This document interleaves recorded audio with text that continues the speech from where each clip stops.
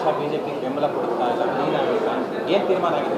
ನೋಡಿ, ಕಲ್ಯಾಣ ರಾಜ್ಯ ಪ್ರಗತಿ ಪಕ್ಷ ಯಾವುದೇ ಕಾರಣಕ್ಕೂ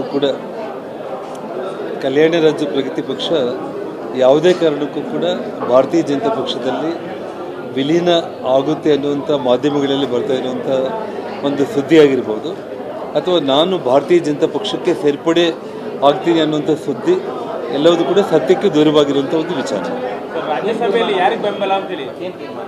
ನಾನಿವತ್ತು ಮೊದಲಿಂದ ನಾನು ಹೇಳ್ತಾ ಇದ್ದೀನಿ, ಇಡೀ ದೇಶದ ಜನರ ಒಂದು ಮೂಡ್ ಏನು ಅನ್ನೋದನ್ನು ಆಲ್ರೆಡಿ ಇವತ್ತು ಮೋದಿಯವರು 3ನೇ ಬಾರಿ ಈ ದೇಶದ ಪ್ರಧಾನಮಂತ್ರಿಗಳು ಆಗಬೇಕು ಅನ್ನುವಂಥ ಒಂದು ವಿಚಾರ ಜನಗಳ ಮನಸ್ಸಲ್ಲಿದೆ ಅನ್ನುವಂಥ ಆ ಭಾವನೆಗಳಿಗೆ ಭಾರತೀಯ ಜನತಾ ಪಕ್ಷ ಬಯಸಿದರೆ ನನ್ನ ಜೊತೆಯಲ್ಲಿ ಅವರು ಅಲಯನ್ಸ್ ಮಾಡ್ಕೊಳ್ಳೋದಕ್ಕೆ ಅವ್ರಿಗೇನಾದರೂ ಇಷ್ಟ ಇದ್ದು ಅವರು ಮುಂದಾದರೆ ಮಾತ್ರ ಅವ್ರ ಜೊತೆ ನಾನು ಹೊಂದಾಣಿಕೆ ಮಾಡ್ಕೊಳ್ಳೋದಕ್ಕೆ ಸಿದ್ಧ ಇದ್ದೀನಿ ಅಂತ ಮೊದಲಿಂದ ನಾನು ಹೇಳ್ತಾ ಇದ್ದೇನೆ.